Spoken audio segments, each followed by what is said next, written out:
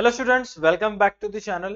Process कॉस्टिंगच्या या second व्हिडिओमध्ये मी प्रसाद सर तुमच्यापैकी प्रत्येकांचं स्वागत करतोय. लास्ट व्हिडिओमध्ये आपण प्रोसेस कॉस्टिंगशी रिलेटेड सर्व थिअरी एकदम व्यवस्थित डिस्कस केला होता. नॉर्मल लॉस, अबनॉर्मल लॉस, त्याचबरोबर अबनॉर्मल गेन सुद्धा आपण व्यवस्थित डिस्कशन केलं होतं आणि एक्झॅक्ट प्रोसेस कॉस्टिंग मध्ये काय काय गोष्टी होतात ते आपण सर्व पाहिलं होतं. आजच्या ह्या प्रॉब्लेम मध्ये आपण एक बेसिक प्रॉब्लेम करणार आहोत, ज्याच्यामुळे एक्झॅक्ट तुम्हाला माहित होईल जे सर्व गोष्टी due to conceptual clarity cover झाली नसेल लास्ट व्हिडिओमध्ये, या व्हिडिओमध्ये ती कव्हर होणार आहे आणि अनेक गोष्टी या व्हिडिओमध्ये आपल्याला डिस्कस करायची. All right, so without wasting any time फटाफट आजचा हा व्हिडिओ आपण स्टार्ट करूयात. बघा इथे काय सांगण्यात आलेलं आहे, सिंपल प्रॉब्लेम आहे, सो व्यवस्थित चेक करा.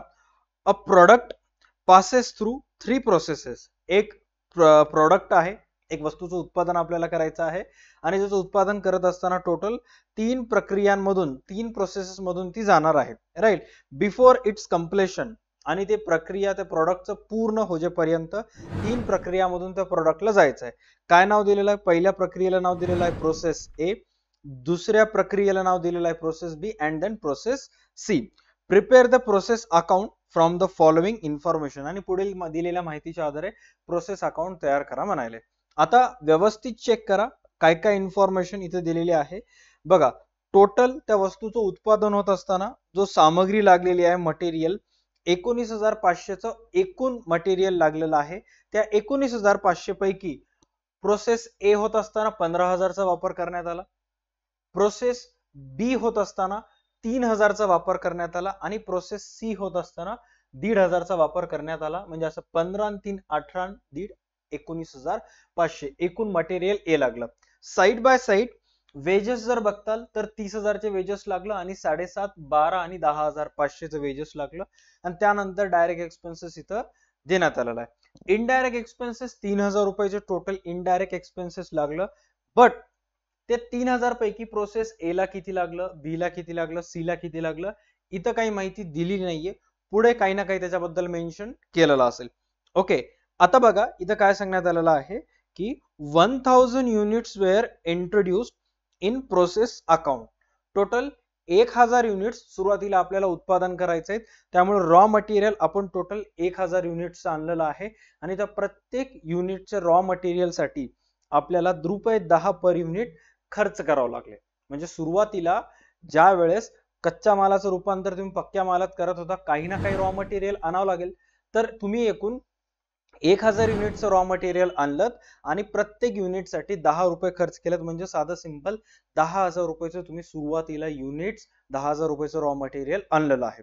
All right, then indirect expenses बद्दल इथे एक छोटीशी इन्फॉर्मेशन दिलेली आहे की indirect expenses for the period were to be allocated on the basis of wedges.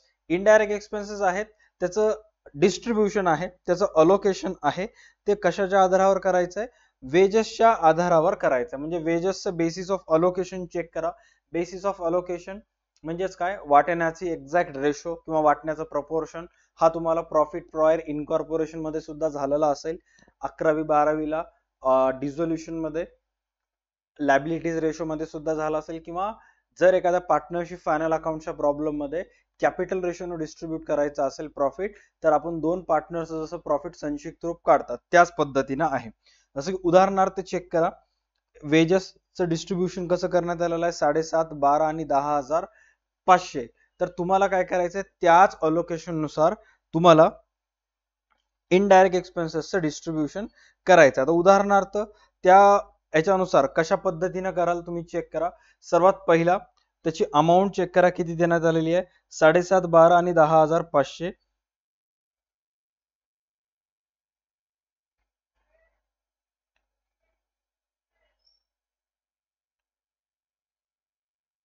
आता हे सर्वचे सर्व आकडे एकाच पाड्यामध्ये येतात.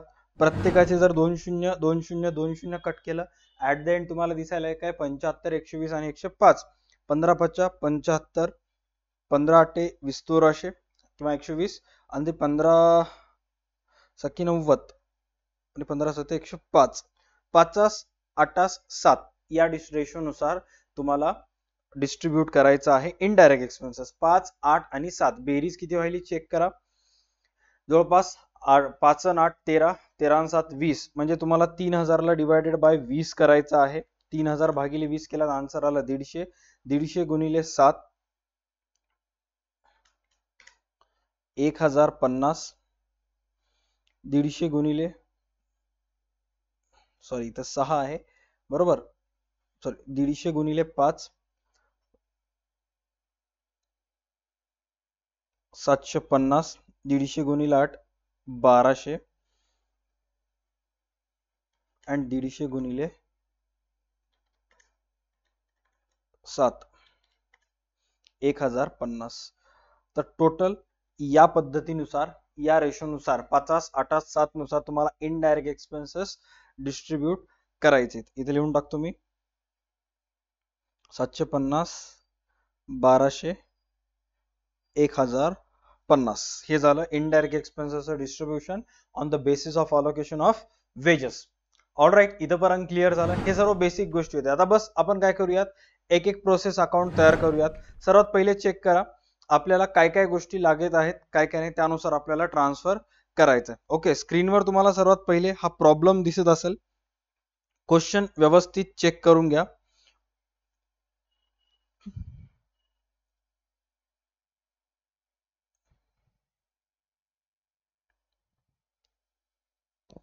Done, great. हा, सर्वात पहिला युनिट इंट्रोड्यूस चेक करा आपण किती युनिट इंट्रोड्यूस केला. सो नियर अबाउट आपण 1000 युनिट इंट्रोड्यूस केला. राईट, किती युनिट इंट्रोड्यूस केला आपण, क्वेश्चन मध्ये दिलेल्या माहितीनुसार 1000 unit were introduce in process account as per 10. Right, 1000 unit into per rate per unit 10, तर टोटल अमाऊंट आपले किती व्हायलेत. साधं सिंपल लॉजिक आहे, टोटल अमाऊंट आपले व्हायलेत 10,000 रुपये. या क्वेश्चन मध्ये लिहून टाका इथं number of units 1000, rate per unit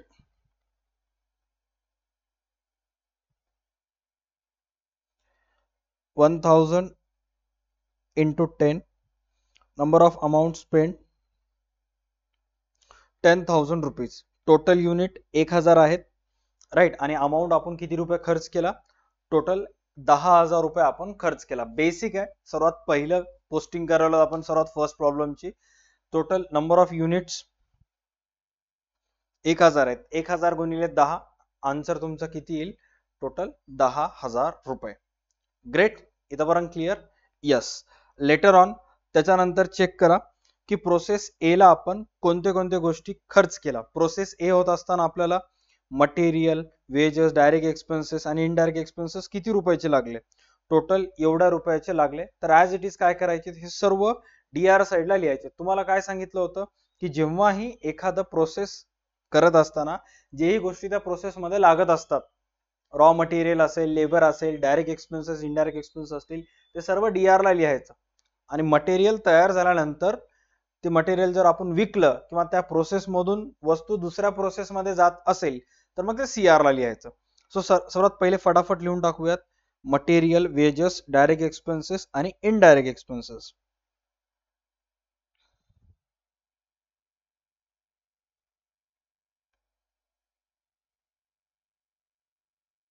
material, wedges, direct expenses and indirect expenses. Done. चला, किती किती रुपयाचं लागलं चेक करा. टोटल 15,000, 7.5, 4.5 आणि 750.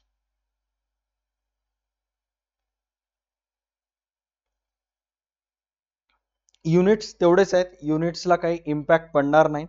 राईट, 4.5 आणि 750 असं टोटल एवढं रुपये आपण खर्च केला. गणित सिंपल आहे, त्याच्यामुळं तुम्हाला इथं एक्सपेक्टेड टार्गेट बद्दल काही माहिती दिलेली नाहीये.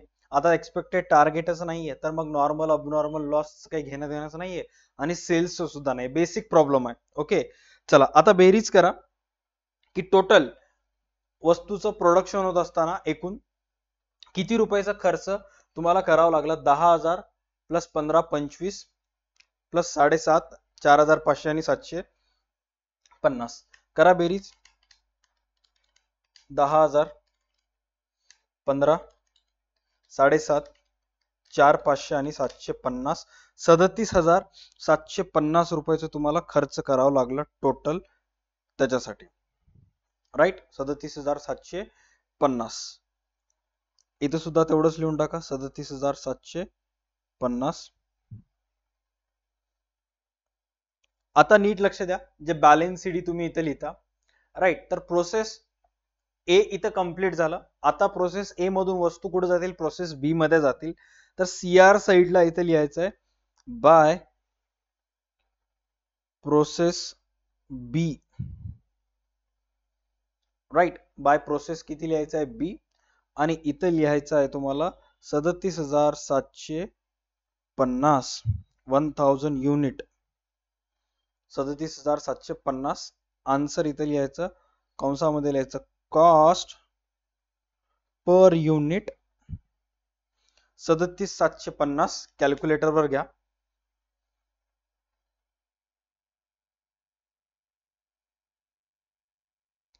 $37,750 भागिले 1000 आन्सर येईल 37.75. आन्सर किती येईल, 37.75. कॉस्ट पर युनिट लिहायचं आहे 37.75. प्रोसेस ए कंप्लीट झाल्यानंतर एक युनिट, प्रोसेस ए कंप्लीट झाल्यानंतर एक युनिट आपल्याला 37.75 रुपयाला पडलं. राईट, आता एवढंच आहे का, नाही. आता प्रोसेस ए कंप्लीट झाली.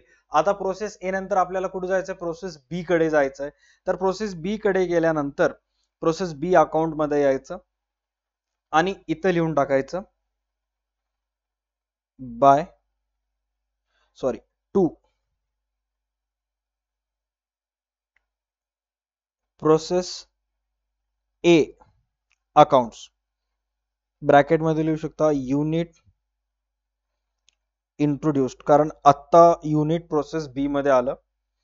राईट, टोटल युनिट्स किती आले, 1000 युनिट्स आले आणि अमाऊंट किती आली, 37,750.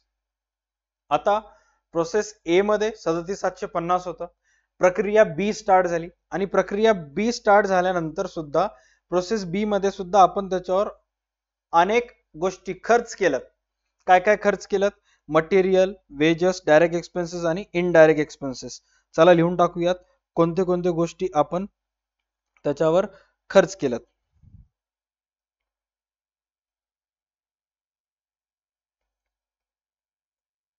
To wages, to material, to wages, to direct expenses आणि to indirect expenses.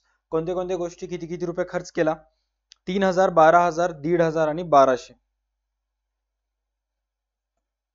Material 3, wedges 12, direct expenses 1,500 आणि इनडायरेक्ट एक्सपेन्सेस 1200. एवढे रुपये खर्च केला. आणि प्रोसेस बी कंप्लीट होत असताना आपण ऑलरेडी डिस्कस केल्याप्रमाणे काही तर एकही रुपये प्रोसेस बी मधून एकही युनिट्स आपण सेल केलं नाहीये. अनेक वेळा असं होते, दोन प्रक्रिया झाली की माल आपण दुसऱ्याला विकून टाकता, नंतर राहिलेल्या मालावर तिसरी चौथी प्रक्रिया करून आपल्या ब्रँडिंगचं नाव टाकून विकत असता. राईट, तसं पण इथं काही झालेलं नाहीये. आता चेक करा प्रोसेस बी मध्ये आपण किती रुपये खर्च केला, 37,750 प्लस 3,000 रुपये मटेरियल, 12,000 रुपये वेजेसचे लागले, 1,500 रुपये डायरेक्ट एक्सपेन्सेसचे अँड इनडायरेक्ट एक्सपेन्सेसचे 1200, असे टोटल 55,450 रुपये आपण खर्च केला 1000 युनिट साठी. युनिट्स 1000 आहेत, व्यवस्थित लिहा, गडबड करू नका. 1000 युनिट्स डन. एकही युनिट्स काही डॅमेज झालेलं नाहीये, काही नाहीये. डॅमेज झालं असतं तर इथं आपण नॉर्मल लॉस, अबनॉर्मल लॉस म्हणून व्यवस्थित तिथे लिहिलं असतं, तसं काही झालंच नाहीये. Okay done. आता इथे लिहा बाय प्रोसेस सी. आता प्रोसेस बी कंप्लीट झालं, सी कडे जाणार. राईट, टोटल अमाऊंट लिहून टाका 55,450, 1000 युनिट्स. कंसामध्ये इतर सुद्धा लिहून टाकायचं 1000, 55,450 लिहून टाका. Cost per unit, cost per unit 55,450 भागिले 10 करा, सॉरी भागिले 1000.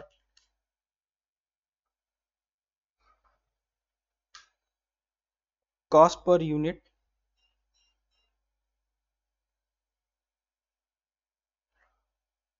55.45 हे तुमचं आलं कॉस्ट पर युनिट.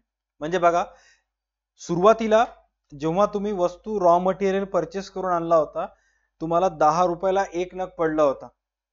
त्यानंतर त्या मटेरियलचं रूपांतर प्रोसेस ए मध्ये करायला स्टार्ट केलं. प्रोसेस ए संपल्यानंतर तुम्हाला ते युनिट कितीचं झालं, 10चं युनिट झालं 37.50. त्याच्यानंतर प्रोसेस बी स्टार्ट झाली आणि बी कंप्लीट झाल्यानंतर तेच युनिट किती रुपयाचं झालं, 55.45 झालं. आता प्रक्रिया क्रमांक 3, प्रोसेस क्रमांक 3 स्टार्ट करायचंय. इथं लिहा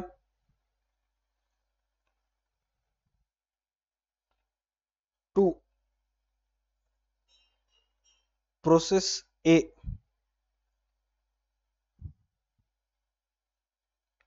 unit introduced 1000 unit, total 55,450. इथे लिहू शकता तुम्ही cost per unit if needs, खरंच जर गरज असेल तर लिहायचं, अदरवाइज नाही. डन. बाकी आपले ठराविक तेच रेग्युलर एक्सपेन्सेस असतात. कोणते कोणते एक्सपेन्सेस आहेत, हे एकदम इझिएस्ट प्रॉब्लेम आहे. म्हणजे ज्याला आता कॉन्ट्रॅक्ट अकाउंट घंट्याभरामध्ये एक्झाम आहे आणि त्याला काही ना काही थोडंफार पासिंग पुरतं करून जायचं आहे, सो त्याला हे अशा पद्धतीचं गणित बघावं लागतं.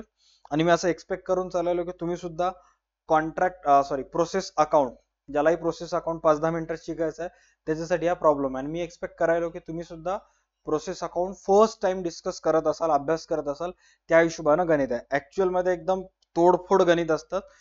कधी युनिट 1800 झाले तुमचं तुम्हालाच कळत नाही. ओके, बट सध्या पुरतं आपण बेसिक्स वर फोकस करूयात. चला, प्रोसेस क्रमांक सी, प्रोसेस नंबर सी होत असताना खर्च बघा, 1500 रुपयाचे मटेरियल्स लागले. त्यानंतर 10,500 चे वेजेस लागले. 3,000 चे डायरेक्ट एक्सपेन्सेस लागले अँड 1,050 चे इनडायरेक्ट एक्सपेन्सेस लागले. करा बेरीज. टोटल प्रोसेस, सॉरी इथं प्रोसेस ए येणार नाही, माय बॅड, इथं येईल प्रोसेस बी, कारण प्रोसेस बी मधून आलं ना. हा, आणि इथं प्रोसेस सी हे एकदम करेक्ट आहे.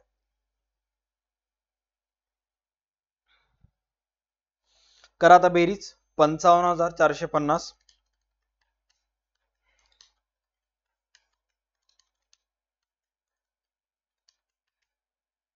1500 10,500 3,000 1,050 71,500 71,500. नंबर ऑफ युनिट सुद्धा सेम असणार.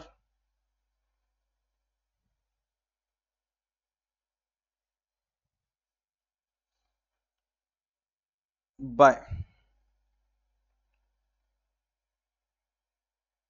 Finished goods. Process C last आहे, त्यामुळे फिनिश्ड गुड्स इथे लिहायला मी, किंवा फायनल प्रोडक्ट 71,500